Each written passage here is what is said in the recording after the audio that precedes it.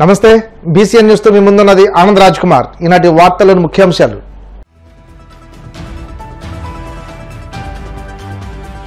అంబేద్కర్ కోనసీమ జిల్లా చెయ్యేరులో పింఛన్ల పంపిణీ చేసిన సీఎం చంద్రబాబు, ధనిక రాష్ట్రాల కంటే ఏపీలోనే ఎక్కువ పింఛన్లు ఇస్తున్నామని స్పష్టం.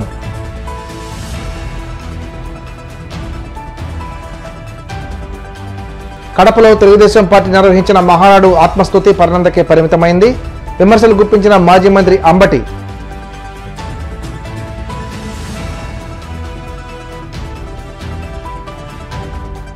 తిరుమల శ్రీవారిని దర్శించుకున్న ఏపీ డీజీపీ హరీష్ కుమార్ గుప్తా, ఆలయ మర్యాదలతో స్వాగతం పలికిన అధికారులు.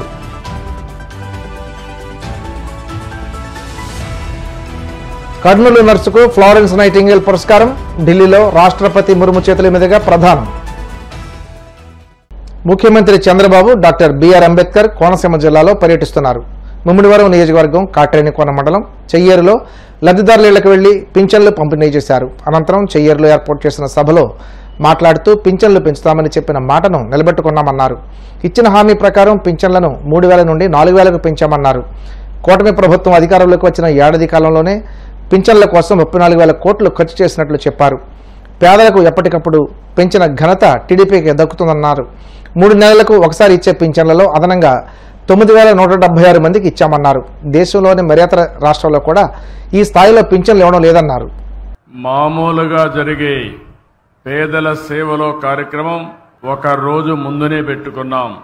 నేను ఎప్పుడు కూడా ఒకటే ఆలోచించాను, ఈ ప్రభుత్వం పేదల కోసం పనిచేసే ప్రభుత్వం. నిరంతరం పేదలకు ఇబ్బంది లేకుండా చేయడానికి ఏమేం చేయాలనో అన్ని కార్యక్రమాలు చేస్తున్నాం. చరిత్రలో మొట్టమొదటిసారిగా మీరు చూస్తే ఇంత మునుపు ఉద్యోగస్తులకి జీతాలు వచ్చేటివి. ఈ రోజు 64 లక్షల మందికి మొదటి తారీఖున, ఒకవేళ మొదటి తారీఖు హాలిడే అయితే ముందు రోజునే మీకు పింఛన్లు ఇచ్చే ఏకైక ప్రభుత్వం ప్రపంచంలోనే తెలుగుదేశం ఎన్డీఏ ప్రభుత్వం. ఈ టైంలో మీరు చూసినప్పుడు 90% పెన్షన్లన్నీ కూడా డిస్ట్రిబ్యూషన్ అయిపోయినాయి. నేను టెక్నాలజీ పర్ఫెక్ట్ గా ఉపయోగిస్తున్నా. ఎక్కడ కూడా ఒక వ్యక్తి, ఆ పెద్దమ్మ అయితే తెలుగుదేశం పార్టీ జెండా దిప్పుకొని సంఘీభావాన్ని తెలియజేస్తా ఉందంటే అది వారికి ఈ రోజు ఈ ప్రభుత్వం పైన ఉండే అభిమానం. 64 లక్షల్లో మీరు చూస్తే దగ్గర 48 లక్షలు ఇండ్ల దగ్గరనే ఇచ్చాం. హాస్పిటల్లో ఉంటే అక్కడికి వెళ్లి 13,902 మందికి ఇప్పుడు పింఛన్లు ఇచ్చాం. కొంతమంది ఓల్డ్ ఏజ్ హోముల్లో ఉంటే, వృద్ధాశ్రమంలో ఉంటే వారికి దగ్గర 18,946 ఇచ్చాం. కొంతమంది నరేగా ఇక్కడే పక్కనే. నేను ఇప్పుడే మరియమ్మకు, అదే మరిగా ఇంకొక ఆడబిడ్డకి నేనే పింఛన్లు అక్కడ తీసుకుపోయి ఇచ్చాను.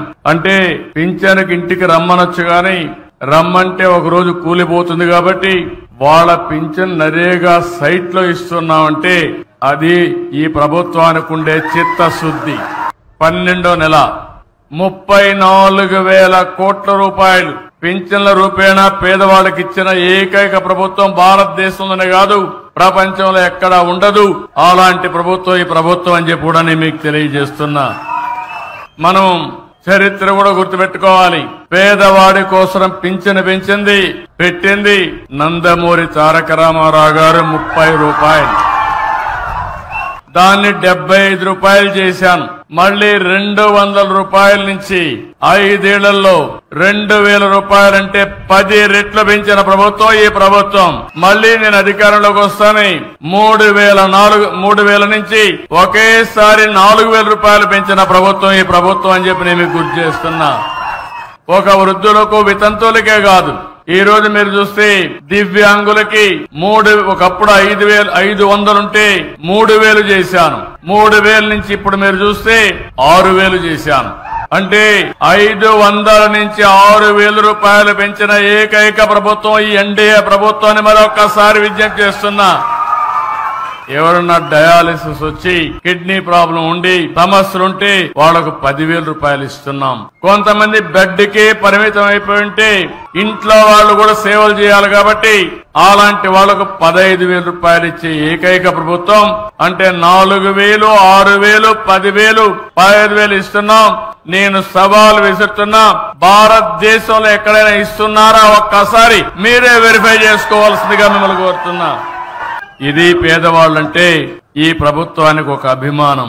ప్రతి ఒక్కరు గ్రామాలకు వెళ్ళాలి, పేదవాళ్ళని దర్శనం చేసుకోవాలి. ప్రజాప్రతినిధులు, ఎమ్మెల్యేలు, ఎంపీలు, అక్కడ స్థానిక సంస్థల్లో ఉండే నాయకులు అందరూ కూడా మీ దగ్గరకు వచ్చి మీకు ఆ పింఛనిచ్చే కార్యక్రమంలో భాగస్వాములైతే మీ కష్టాలు నేరుగా అర్థమవుతాయి, కష్టాలు తీర్చే మనస్తత్వం వస్తుంది. అందుకనే ఈ రోజు రాష్ట్రం అంతా కూడా తెల్లవారితో నిద్ర లేస్తానే 6 గంటలకే మీ దర్శనం మా ఆఫీసర్లు, మా నాయకులు తీసుకున్నారంటే అదేని మేము చూపించే చొరవని మరొక్కసారి మీ అందరికీ విజ్ఞప్తి చేస్తున్నా. కడపలో తెలుగుదేశం పార్టీ నిర్వహించిన మహానాడు ఆత్మస్తుతి పర్ణంతకే పరిమితమైందని మాజీ మంత్రి అంబటి రాంబాబు మండిపడ్డారు. తాడేపల్లి వైసీపీ కేంద్ర కార్యాలయంలో మీడియాతో మాట్లాడుతూ ప్రజలను మోసం చేసి తెచ్చుకున్న అధికారం ఎంతకాలం ఉంటుందనే అభద్రతా భావం చంద్రబాబు లోకేష్కు మహానాడులో అడుగడుగునా వ్యక్తం చేశారన్నారు. ఏడాది పాలనలో ఒక్క హామీని కూడా నెరవేర్చలేని అసమర్థ కూటమి పాలనకు ప్రజలు ఇచ్చిన 0 మార్కులే అన్నారు. ప్రజలకు తాము చేసిన వంచనను దాటి చేయడానికి తన పార్టీలో ఉన్న కొంతమంది కేటుగాళ్లు, హాస్యగాళ్లతో కామెడీ డైలాగులు చెప్పించి ప్రజలను డైవర్ట్ చేయడానికి ప్రయత్నించారని ధ్వజమెత్తారు. వ్యూహాత్మకంగా నిర్వహించి వైఎస్ఆర్ కాంగ్రెస్ పార్టీని దెబ్బతీయాలని, తమ పార్టీకి ఏదో అద్భుతమైన బలం ఉంది అని నిరూపించుకోవాలనే తాపత్రయంతో అక్కడ నిర్వహించారు. సరే, ఆ 3 రోజుల పాటు నిర్వహిస్తే చూస్తే ఆ డయాస్ మీద ఆర్భాటం బాగా చేశారులే, దానిలో ఏమీ సందేహం లేదు. బాగా డబ్బులున్న రాజకీయ పార్టీ, అధికారంలో ఉన్నటువంటి రాజకీయ పార్టీ కాబట్టి బూతులు, భజనలు, మభ్యపెట్టే మాటలు, కబుర్లు కొద్దిగా లోతుగా పరిశీలిస్తే మొత్తం అంతా పెద్ద అభద్రతాభావం చంద్రబాబు నాయుడు గారికి. ఆ అభద్రతాభావం అనేది చాలా స్పష్టంగా కనిపిస్తూ వచ్చింది. 3 రోజుల పాటు జరిగినటువంటి ఈ మహానాడులో వారిచ్చిన హామీలు సూపర్ 6, సూపర్ 7, అవి కాక 148 హామీలు ఇచ్చారు. 3 రోజుల పాటులో 3 హామీలైనా మేము నెరవేర్చాము అని చెప్పుకునే ధైర్యం లేదు, అని చెప్పుకుని ముందుకెళ్లే పరిస్థితి లేనటువంటి దౌర్భాగ్యమైన పరిస్థితుల్లో ఆర్భాటం చేసి డైవర్ట్ చేసుకునేటువంటి కార్యక్రమాలు చేశారు. తెలంగాణ నుంచి, అక్కడి నుంచి, ఇక్కడి నుంచి కొంతమంది కేతుగాళ్లను, కొంతమంది హాస్యనటుల్ని తీసుకొచ్చి స్కిట్లేసి డైవర్ట్ చేసేటటువంటి పరిస్థితి తెచ్చారు తప్ప సూటిగా ప్రజలకు ఈ సంవత్సరం పాటు మేము ఇది చేశాము అని చెప్పుకున్నటువంటి సందర్భమే 3 రోజులు ఎక్కడ కనిపించవా. రైతు భరోసా అన్నారు. నేను మనవి చేస్తున్నా, చంద్రబాబు నాయుడు గారు రైతు భరోసా కింద సంవత్సరానికి 20,000 రూపాయలు అన్నారు. పోయిన సంవత్సరం ఇవ్వరా, 20,000 రూపాయలు బాకీ రైతుకి. మళ్ళా ఈ సంవత్సరం ఇవ్వాలి, అది ఇవ్వరా. ఈ 40,000 ఎప్పుడు ఇస్తారు అనేది మహానాడులో ఎక్కడ చెప్పలా, చెప్పే ప్రయత్నం కూడా చేయలా. ఇకపోతే అమ్మఒడి, దాన్ని ఏదో తల్లికి వందనం అని పేరు మార్చాడు చంద్రబాబు నాయుడు గారు. మంచిదే, మీ పార్టీ కాబట్టి అధికారంలోకి వచ్చింది, మీరు పేరు మార్చుకున్నారు. ఏమన్నారు మీరు? జగన్మోహన్ రెడ్డి గారు ఒక పిల్లవాడికే ఇస్తున్నాడు ఎంతమంది ఉన్నా, మేము అధికారంలోకి వస్తే ఒక పిల్లవాడు కాదు, ఎంతమంది పిల్లలుంటే అంత ఇస్తాం. ఒక పిల్లవాడు ఉంటే 20,000, ఇద్దరుంటే 40,000, ముగ్గురుంటే 60,000, నలుగురుంటే 80,000. ఈ రకంగా పాట పాడారే. మరి గత సంవత్సరం ఏం ఇవ్వలేదే, పోనీ ఈ సంవత్సరం ఇవ్వాలి కదా. ఈ సంవత్సరం ఇచ్చే పరిస్థితి లేదే. ఒక పిల్లవాడు ఉంటే 40,000 ఇవ్వాలి 2 సంవత్సరాలు కలిపి, ఇద్దరుంటే 80,000 ఇవ్వాలి, ముగ్గురుంటే ఈ రకంగా పెంచుకుంటూ ఇవ్వాలి కదా. మరి ఇచ్చేటటువంటి ప్రయత్నం గురించి ఏదో సొల్లు కబుర్లు చెప్పారు తప్ప ఆ పద్ధతి చెప్పలా. ఇస్తాము అని హామీ ఇచ్చారు. చిత్రం ఏంటంటే గతంలో ఇచ్చిన హామీలను నెరవేరుస్తామని హామీ ఇచ్చారు మహానాడులో. ఇప్పుడు నిన్న ప్రజాస్వామ్యంలో ఇది హామీలను నెరవేరుస్తామని హామీ ఇచ్చేటటువంటి కార్యక్రమం చేసినటువంటి ఘనులు చంద్రబాబు నాయుడు గారు, తెలుగుదేశం పార్టీ అని మనం చేస్తున్నా. చంద్రబాబు నాయుడు గారు, లోకేష్ గారు, కాలాలు మారతాయి. జగన్మోహన్ రెడ్డి అనే వ్యక్తి ప్రజల్ని నమ్ముకున్నటువంటి వ్యక్తి, ప్రజల మధ్యన ఉన్నటువంటి వ్యక్తి, ప్రజలకు మేలు చేసినటువంటి వ్యక్తి. అంతే తప్ప వారి మీద, వీరి మీద, పక్కన రాజకీయ పార్టీల మీద ఆధారపడి రాజకీయాలు చేసేటటువంటి వ్యక్తి కాదు. గుర్తుపెట్టుకోండి. జగన్మోహన్ రెడ్డి గారికి ఎంతండి? రౌండ్ అబౌట్ 50 సంవత్సరాలు. మళ్ళీ అధికారంలోకి రాబోతున్నాడని కూడా ఈ సందర్భంగా రాష్ట్రంలో 10వ తరగతి పరీక్షల మూల్యాంకనం ప్రక్రియను సహితం సమర్థంగా నిర్వహించలేని దుస్థితిలో విద్యాశాఖ ఉందని వైసీపీ విద్యార్థి విభాగం వర్కింగ్ ప్రెసిడెంట్ రవిచంద్ర మండిపడ్డారు. తాడేపల్లి వైసీపీ కేంద్ర కార్యాలయంలో మీడియాతో మాట్లాడుతూ నారాయణ కాలేజీలో అడ్మిషన్లు పెంచేందుకు ముక్కుబడిగా మూల్యాంకనం నిర్వహించి ప్రతిభగల విద్యార్థుల జీవితాలతో చెలగాటం ఆడారని ఆగ్రహం వ్యక్తం చేశారు. ఇంత అసమర్థతతో తన శాఖను నిర్వర్తిస్తున్న విద్యాశాఖ మంత్రి నారా లోకేష్ తక్షణం తన పదవికి రాజీనామా చేయాలని డిమాండ్ చేశారు. సుమారు 6,14,459 మంది పరీక్ష రాశారు మొన్న 2025 మార్చిలో. 1,15,874 మంది విద్యార్థులు ఫెయిల్ అయ్యారు. ఫెయిల్ అయిన 1,15,874 మందిలో సుమారు 66,363 మంది విద్యార్థులు రీకౌంటింగ్కి రీవాల్యుయేషన్కి అప్లై చేశారు. అంటే ఫెయిల్ అయిన వాళ్ళలో సుమారు 60% మంది విద్యార్థులు రీవాల్యుయేషన్కి అప్లై చేశారు. అంటే ఈ రాష్ట్ర చరిత్రలో ఎస్ఎస్సి బోర్డు ప్రారంభమైన తర్వాత ఆంధ్రప్రదేశ్ చరిత్రలో 60% మంది విద్యార్థులు రీవాల్యుయేషన్కి రీకౌంటింగ్కి అప్లై చేసిన చరిత్ర ఏ రోజు లేదు.